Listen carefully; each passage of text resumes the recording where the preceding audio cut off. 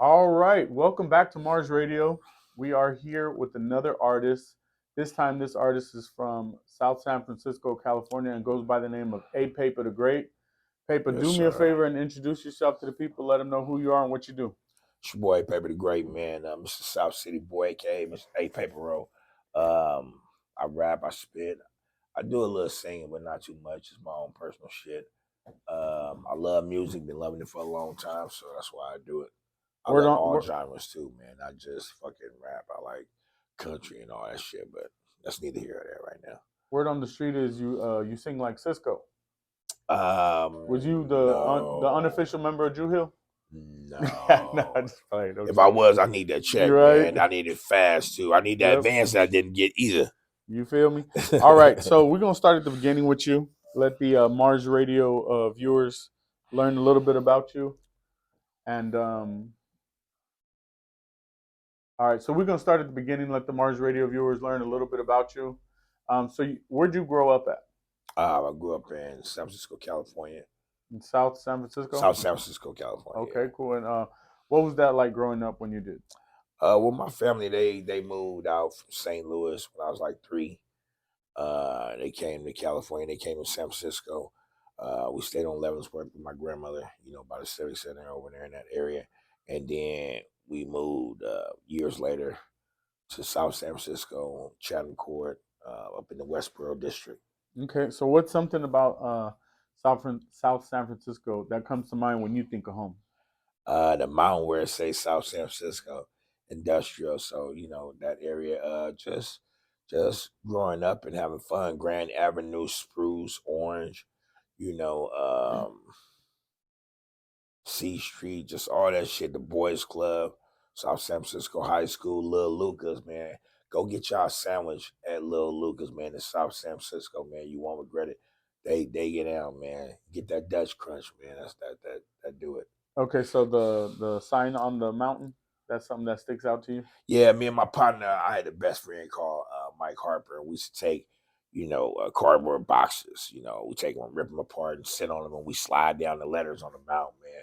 We walk all the way up there. It take almost half a day to walk from like Grand or Miller all the way up there, and then we slide down those letters, man. We had fun. We thought it was cool. We even chipped our name in one of the trees over there. So yeah. Okay, that's what's up. That's what's up. The So drive-through liquor store, not to cut you off, the drive-through liquor store on Spruce, that's another like landmark in South San Francisco, and that reminds me of South San Francisco, like Lil Lucas and 7-Eleven, South City and El Camino and all that shit. okay, cool, cool. So growing up, did you grow up with both parents in your house? I grew up with both parents, but they were separated at times and divorced, so it was just like a back and forth, like playing badminton, tennis. We was going to one house and then go to another house, and then when they got remarried, we was with both of them, but you know what I mean. It still was Okay, so when you were what it with was. just one of them, was it with your mom or your dad? Dad, man, yeah, he Okay, took care of and us. what age was that? Probably like around 10 and up, Okay, so you when you were know. around 10, you were with your pops. Yeah. How Stayed was on Grand Avenue. how different was that living with just pops than when you were living with mom and dad, as far as you can remember? Much harder because when you got two parents, man, you able to like hustle one, and then if they say no, then you go to the other one. But when Ah, you just with one parent, ain't nobody else to go to when they say no. You just at the no. You just gotta sit at that no and let that resonate. that makes sense. That You makes sense. understand me? So So when you yeah. were with pops, around 10, getting into your teenage years, what is the kind of some of the things that you started getting into? Just gang shit and trying to work and hustle. We used to go to airports, SFO. We used to go there and hustle people with their cars and help them move their luggage and take their luggage in. And we get like 75 cents back from the little cars, and then they tip us and shit. And then that shit went over with. But, I used to steal a Kmart, go in the dressing room, put the shit on under my pants, man, and bounce out shoes, leave them there, put new shoes on, bounce out. That's what I remember growing up. That's living with Pops. We had to hustle because he wasn't going to give me shit. And so you had to figure out how to get money. And me, I'm a motherfucker that like to have shit. And I'm watching other motherfuckers at school got shit. And I ain't finna steal this shit. I gotta go get my own shit.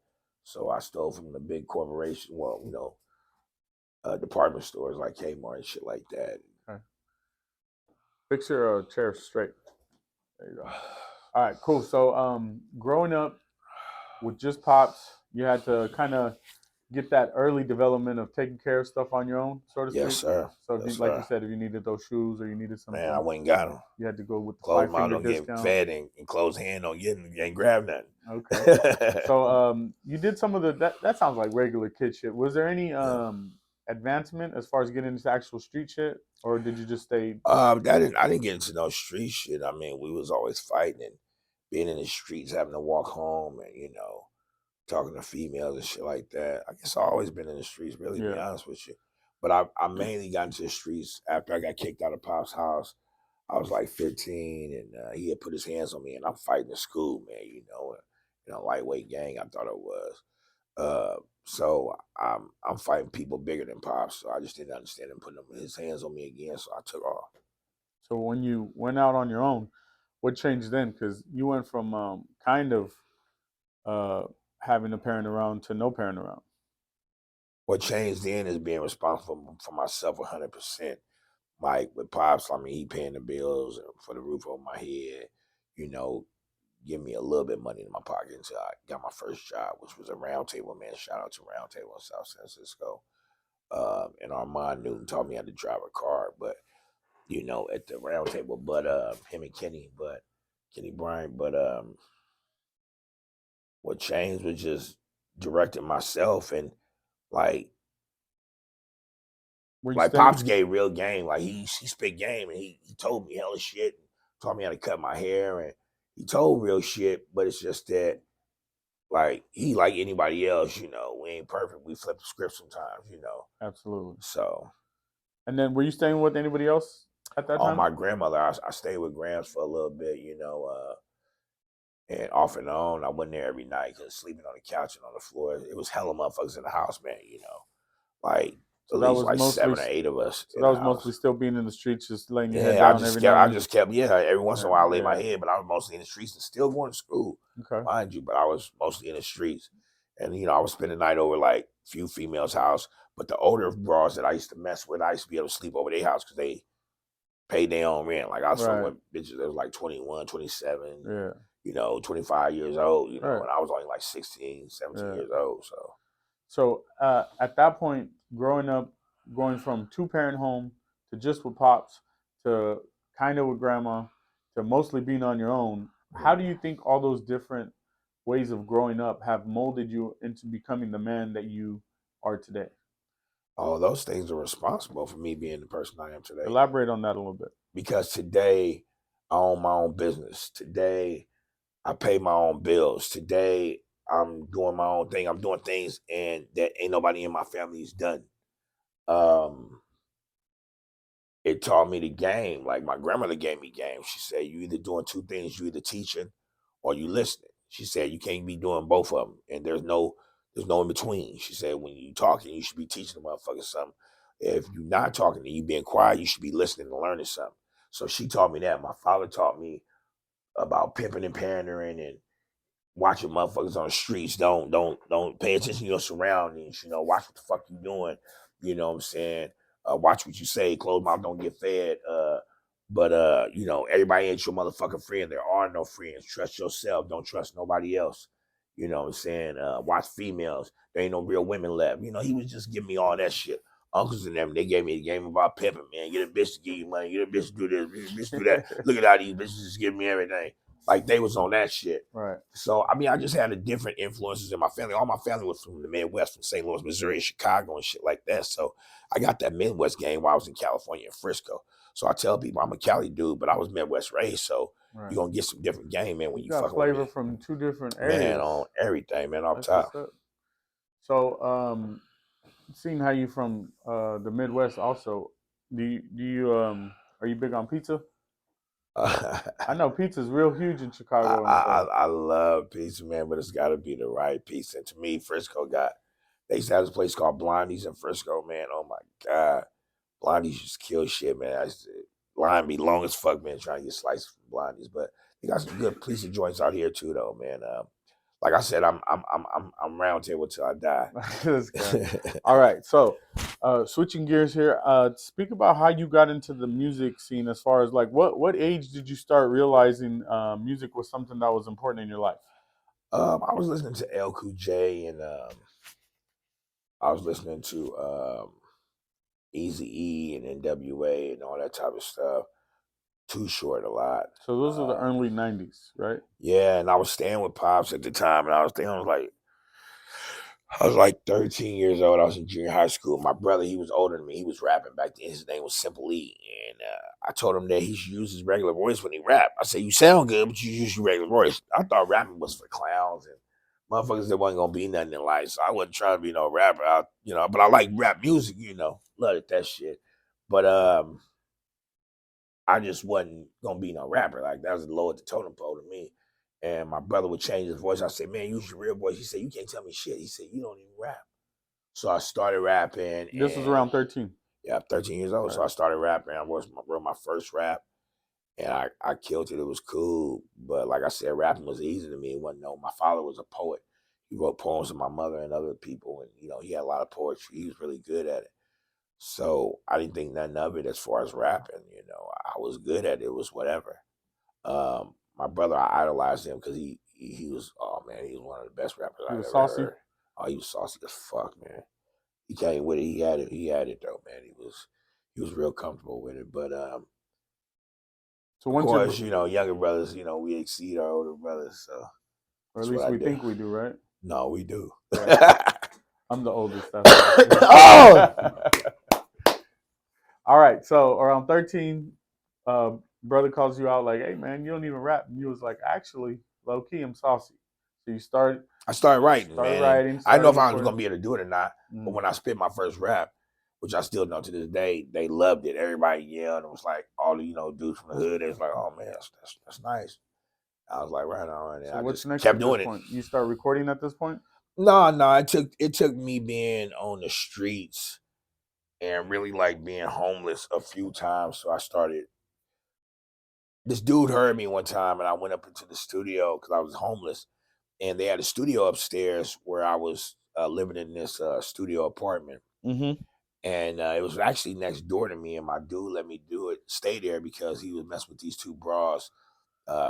He worked at this thing called the Frisco Street Show. It was like a clothing where you can buy CDs and shit. And he let me stay at his studio apartment because he was messing with these two bras. And next door was a studio, and I hollered at the dude, and he heard me rap. And his name was Scott, man, Bolton or something. And he heard me rap, and the motherfucker started recording me. And Mess used to come through there. Quinn came through there. This is all before, any of them. Yeah, what year is this? Oh, shit. When was this? Fuck. 2006, something like that. 2005, 6, something like that. Early 2000s. Man. Yeah, early 2000, man. This was way after Cash Money was taken over for the 99 and 2000.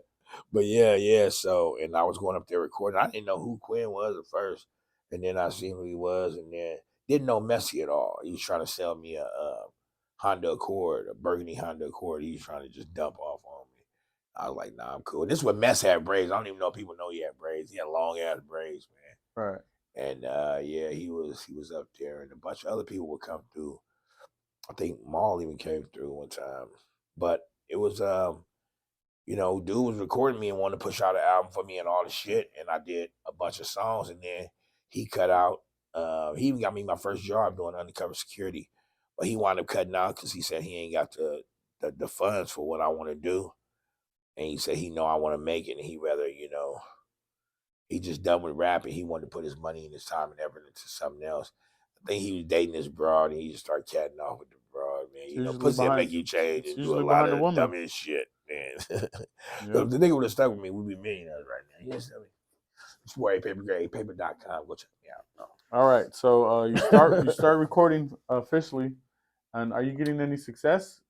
Man, people started to notice me. I'm doing shows in San Jose, Oakland, Frisco. And how does that feel? Oh man, it feels fucking phenomenal. It felt great. It felt really good, man. I was pumped up, and I knew I was gonna be somewhere and make it. And then, oh man, I started catting off and doing drugs. No, you didn't start catting off. I started smoking. You were just talking about the dude. Oh man, I started catting off to the fullest. There was a woman involved. Got to be. That shit just pissed me off and just had me on a tear, man. Wow. I was like, so anyway, I mean, not to get personal and get in my feelings, but I started ripping and running the streets, and So, Going with, so you and letting start the catting streets off, beat me up. Yeah, I start catting off to the and fullest. then you didn't get too heavy into anything, did you? I did.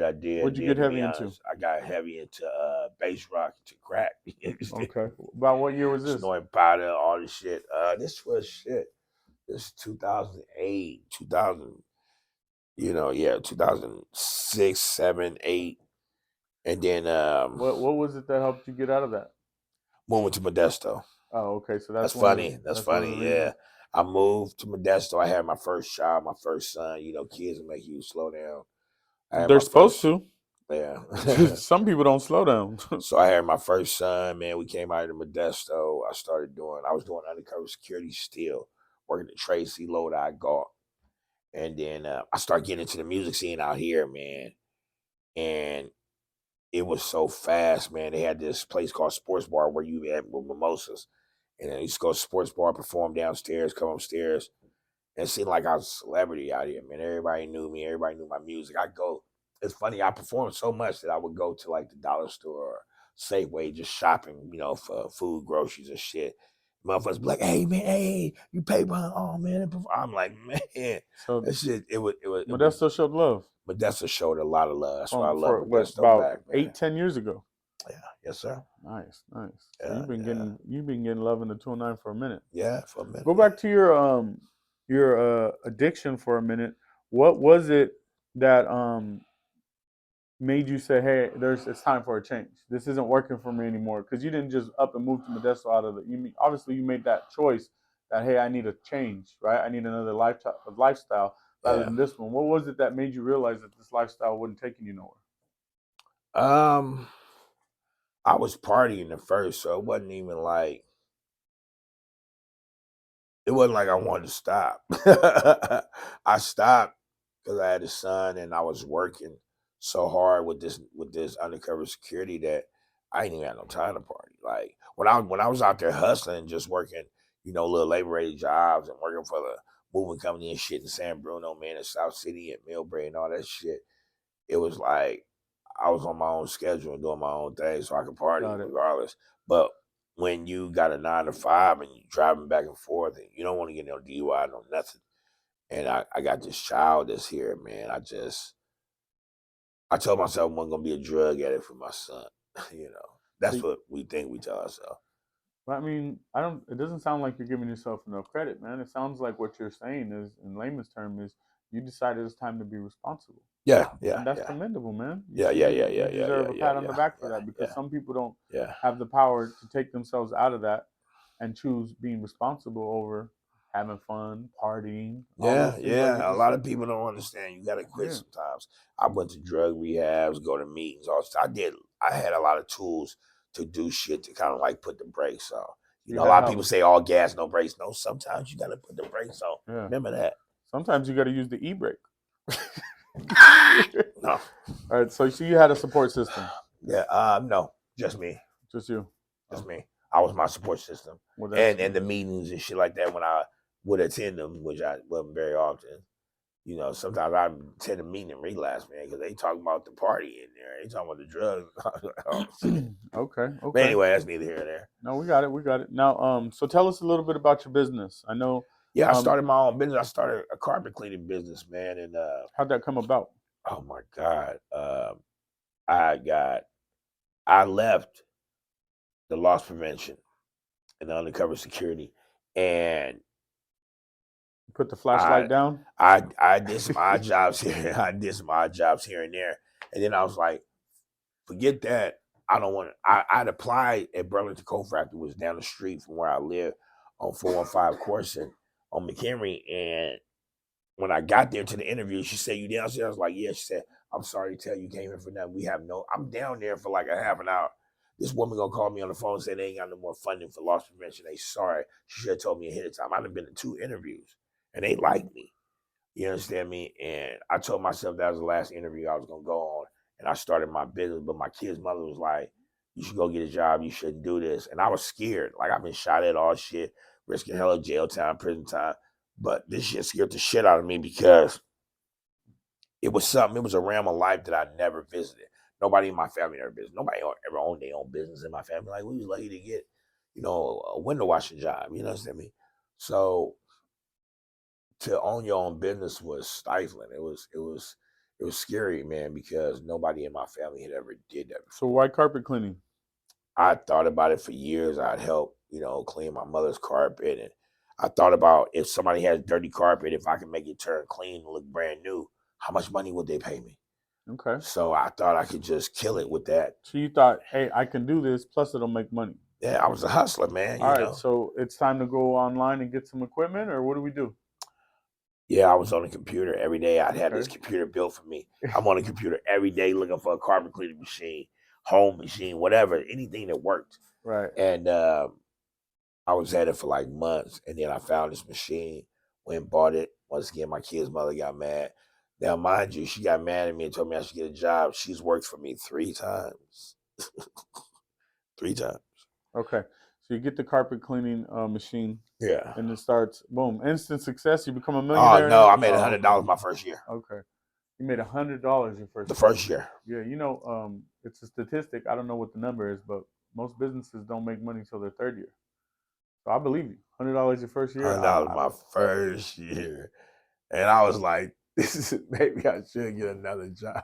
So this ain't working, but I kept at it though, man, because a real hustler don't give up, man. You gotta, you gotta crawl before you walk, and you gotta be you gotta be the baggage dude before you can be the concierge at a hotel. So I kept at it. Yeah, Tupac carried crates before he became Tupac. So we get you. What are some of the type of services your company offers? As far as, is it just carpets, or you guys do floors? We do or carpet cleaning, couches? carpet restoration. We do sofa and love seats, which is upholstery, any upholstery. It's got some material on it. We do tile and grout. We do pressure washing.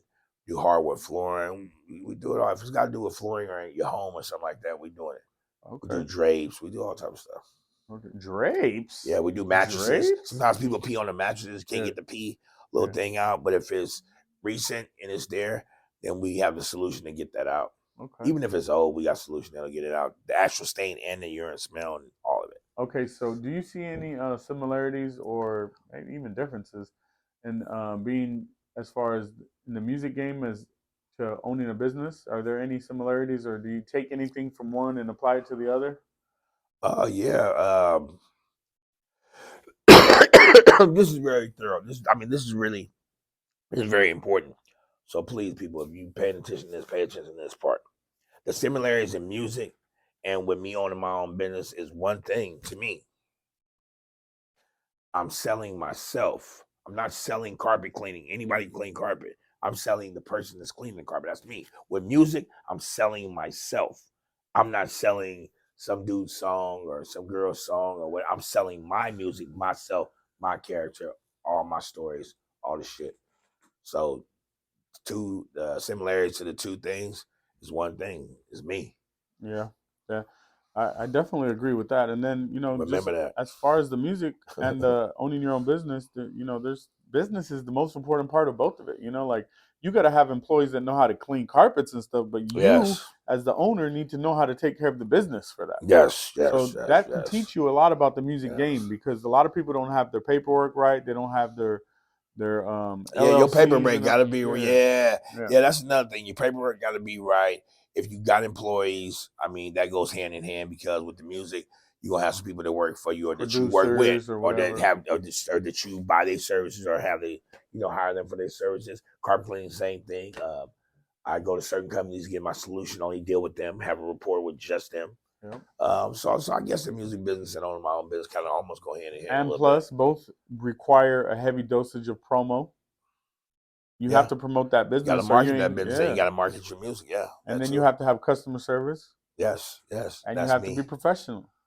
Yes. Basically, what I'm pointing out is these two are the exact same thing. You just slang in a different product. Yes.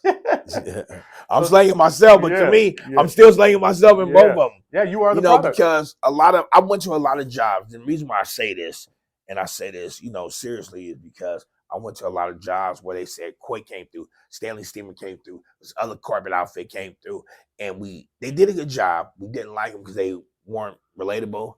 They weren't people person. They weren't funny. They were just hella dry. and hella, demanding and acting like they're better than anybody else. I was like, oh wow. They said, but when you came, you're personable, you're funny, you related to us, made us laugh, cry, all the stuff, told real stories. And then not only did you do that, but you kept cleaning and you didn't let none of your conversation or art stop you from getting that job done and going to the next job. Right. They said, we always gonna call you. So those are the type of employees that you like to make sure you hire on your company. Those are the type of customers I like to deal with and mess with at all times. Right. 24/7. And those are the type of clients, those are the type of employees you hire, so that way you can make sure that they provide that for your customers, right? I would like to, but being that I'm a small business proprietor, it's hard to do that because as a business, you sometimes just want a body. You know what I'm saying? Yeah. And the less they know, the better. Sometimes, but I want them to have definitely I want them to have a good outlook and good attitude. But do I get that? Not all the time. And I'll get that at first when I hire them. They'll be all pumped up. They'll be this other person. And then when they come to the job, I don't even know who this person is. It looked like the dude I had the interview with, but it's not him. Once again, there's a similarity in the music game, because let's say that you're working with a promoter, or you're working with a producer, or you're working with an artist, and you're going to collaborate. Once you get them to the studio and they get to drinking and smoking, the real them comes out. Man, that's happened several times. Absolutely. So yeah, I've had people. This is a funny thing. I've had artists that are good, and I had to come to the studio. I'm like, y'all, we supposed to record this song. I'm dealing with like 2 of them. I'm like, oh, we supposed to record this song. This motherfucker just now getting drunk. This nigga drunk already. Right. And it's just not happening in the booth. And to hear a motherfucker that's talented slur their words in the booth, oh man, so you feel embarrassed for them. And then you gotta tell them they came in on song. Yeah. And see, me, I'm business, just like the curse who's doing this interview, Mars. Man, I'm business. And if you don't handle business right, I will move to the next person and put them on the song. And then you, oh man, it's so hot. We're not supposed to be on there. Yeah, you sure was. Yeah, but you didn't take care of business. People take care of business. It's a time to play. Yeah. And that's another thing my father said and my grandma said. Time and place for everything. You got to figure out what time and place it is for what you're doing. Yeah. Music business. And business is a bigger word than music, so therefore it's more important. Man, who you telling? Jack told Helen. Say that again. All right. So what can people expect for you coming up? What you got going on as far as A Paypa the Great? You got this real shit I'm spitting right now? No, I got a new album coming out, man. A Paypa the Great, Straight Lace. It's raw. It's not an album, so to speak. It's more of an EP. It's got 6 songs on there. One of my feature songs is with the Mechanic called Just Another. It's raw as hell. I got 4 racks on there. I got a new single that's popping up called Getting It. It's raw as hell. It's just featuring me, period. I'm killing them on the chorus line. Y'all go check this album out, man. I got another song on there called In the Bay, because that's where I'm from. So I hope y'all like that, man. But you can look for it on my website. It's supposed to be out February 4th on all social, all digital distributing platforms, streams, all the stuff. I ain't saying it right because I'm lit. So you can follow me on all digital platforms and even physical forms. I'm going to get them pressed up too. So you'll be able to get them, from me or, different places. If you go to my website and you want a physical CD and you hit it, I'll definitely mail you one. So. And what's the website? Website's apaypa.com. That's apaypa.com. And then for the Instagram? The Instagram is at @A_PAYPA. Okay. They could just reach you right there on your Instagram or your website if they want to book you or if they need a feature? Yes, all my information, my email, and all my information is there. You can hit me up in my email, and then if you go into the website or if you go on Instagram, just DM me, man. I'll let you. I swear to God, I get right back, man. A lot of people don't do that. I get right back. Shouts out to Forax, man, because out of a lot of the big artists that are out there, I've hit them up to do features and was willing to pay the money, but Forax answered the phone. So shouts out to Forax, man. Okay, cool. All right, any last words you'd like to give to your supporters before we get to this here smoke challenge? Man, get this new album, man. A Paypa the Great, Straight Lace, man. It's raw. You're going to love it. It's real. And I say straight lace because I'm lacing motherfuckers with some game on there and telling them some real shit. Shouts out to the Curse and Mars Radio, man. I appreciate them for giving me this platform. And you smoke, right? To be able to, spit this shit. Yeah, I smoke a little bit. All right, so we about to get to this smoke challenge right here. I ain't ready. I'm not ready. I ain't ready. We about to get to it. I think you got this. Stay ready, then you can get ready. I think you got this.